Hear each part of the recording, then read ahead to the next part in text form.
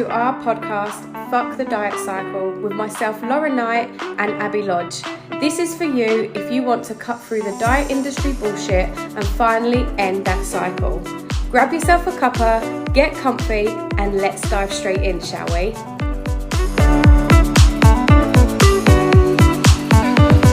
Quite simply, the difference between the success or no success on your weight loss journey. Abby, this is your topic. This is something that you become so strict on, but not many people understand why.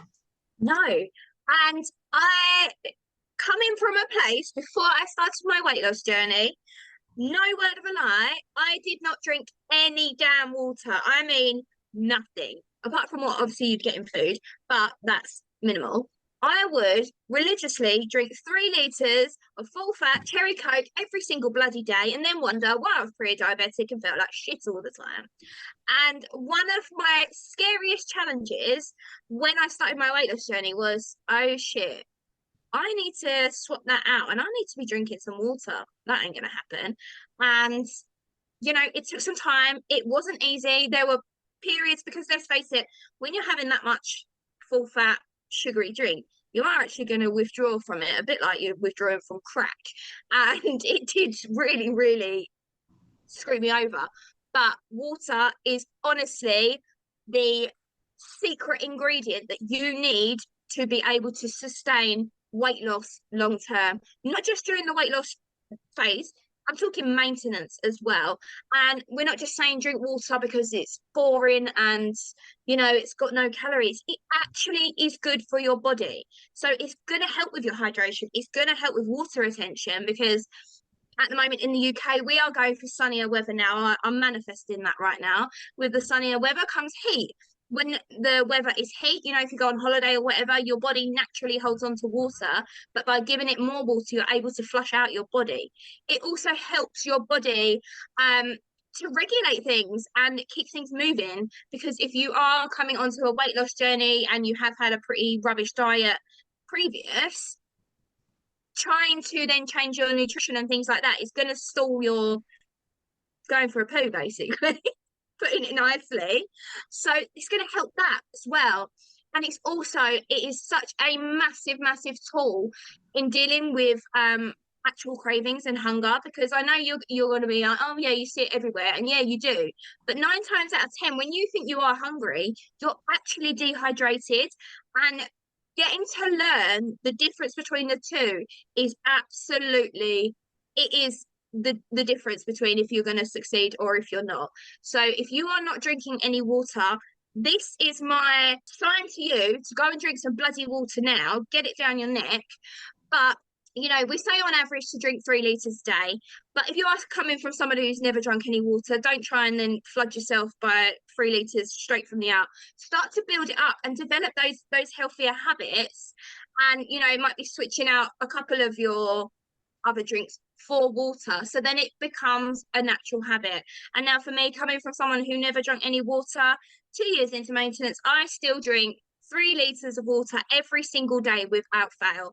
And I truly believe that has helped me maintain my weight, from going on holidays, Christmas, blah blah blah, periods of overindulgence, not gaining weight, because I'm having that water and I'm not overeating. Yeah, and you touched on a topic that you laughed over when you said about the withdrawal from a sugary drink is the same as withdrawing from crack. There is actually a scientific study, so go and Google it because it's so interesting, that sugar has the same effect on our brain and chemical makeup as what crack cocaine does. So there is an actual scientific study out there, and it really opened up my eyes. So those of you that suffer from the headaches when they reduce down those sugary drinks, those of you that start getting miserable and angry and you feel like you can't function, this is all because your brain is starting to rewire itself and understand what it looks like to be able to cope without that much sugar. And I'm sorry, if you read that study and you still want to be drinking full sugary drinks, then nothing will change your mind, because it literally made me go, oh my God, that's actually really scary. We're talking about like different ways of dealing with things, how you look at things and situations. Like sugar has a huge impact on us. And just because we're drinking it, sometimes we don't really register that it's the same as eating a bag of sugary sweets because it's just a drink. And that goes for your hot drinks as well. So a lot of you are choosing to have hot drinks over water. So going for a Starbucks or a Costa or whatever, understanding how much sugar is in those drinks as well is really important. So again, we go back to that education. Educate yourself about what you're putting into your system. And there is no denying the fact that your body needs that water. And just like Abby, Abby is now a natural water drinker, but I am still not a natural water drinker. Like even now, Abby sometimes kicks me up the butt because I say to her, look, I haven't drunk for quite some time. And she'll say, like, why? You need to go and do it. So for me, I get it. We both get it, but we can't stress enough how important it is on your weight loss journey to see the results so that, yes, you don't get constipated, you don't turn to food when actually you're dehydrated. It's able to take away the hunger pangs and just keep things moving and allowing your organs to regulate. But also in your maintenance, your body just needs water to function. It's as simple as that. Yeah, absolutely. And you said there about like drinking the sugary drink. So that was why I used to drink so much sugary drink, because I was like, well, I don't eat much. I only drink this. Like, why? And then it wasn't until I read the study and I actually looked into how much fucking sugar is in that I was like, shit, that is why I am, the size that I am and struggling as much as I am. But I get it. So many people, I used to think I could not drink pure tap water, like vile, boring. But now it has become such a habit for me. If I go and do the school run, which is quite rare these days because James likes to do it, it's 5 minutes up the road. I take my water bottle with me, and if I haven't got it with me and I'm not sipping on that, oh God, it has become such an ingrained part of my life. And that is just the point that you need to get to. But that's not going to happen over time. For you to actually be able to build it up, you've got to be consistent with your water intake. So every day, building on it until it does just become part of your everyday life. So doing things like, if Lauren messages me and is like, I haven't had a drink, go to the bloody sink, fill up a glass and down it now. Please, just go and do it. And something that I had as like a little game in my head, and I do with my clients now, is before you have any food or anything throughout your day, you have a liter of water.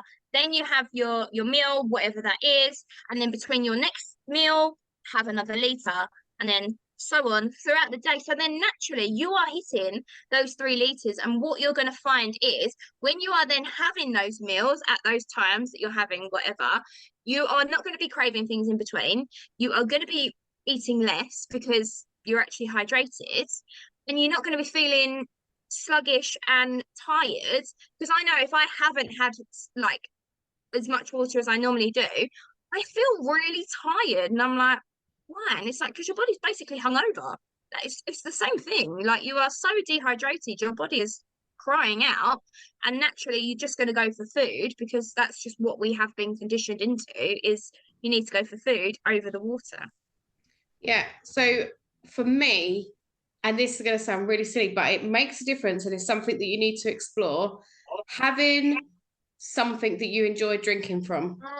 So I know that if I just sat a glass of water in front of me, that glass of water will stay there all day. Pop a straw in that glass of water, now we're talking. But even better than that, having a bottle with a straw that's inviting, it makes me drink. And again, it's psychological, it's mindset games. And for some people, drinking from a glass will be what they need to do. For some people, it's drinking from a gin glass. Whatever it is, you need to find your thing. And the only way you're going to do that is try different things. So some people like that huge TikTok bottle that was going around. That deters me. Exactly. It's too big.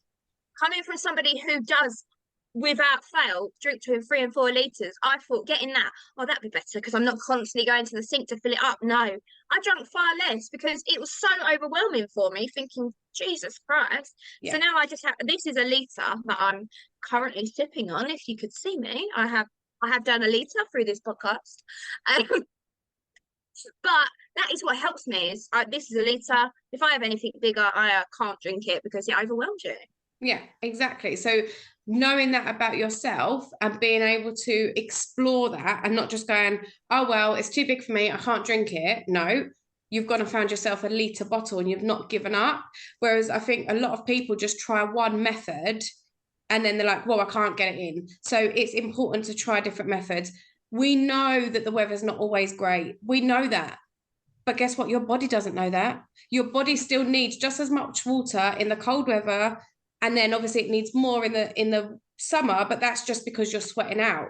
Just because it's cold does not give you an excuse not to drink your bare minimum. And it's finding that way of going, right, okay, this is non-negotiable. You could do habit stacking, like Abby just said. You can try your bottles. You can use sugar-free squash if you're like counting calories. You can use water flavorings. You can use those tea bags that infuse. You can put lemons in your water. Do what it takes to get it in, because aside from weight loss, if we can even just put that to one side for a second, your body needs water to function correctly. And the fact that you're feeling lethargic, you've got that mind fog, you feel like you're hungry all the time, the chances are your body is just dehydrated. Thank you for listening. If you loved it, don't forget to press that subscribe button and the little bell so that you never miss a future episode. We will be back here with a new one on Sunday at 7 a.m. We'll see you there.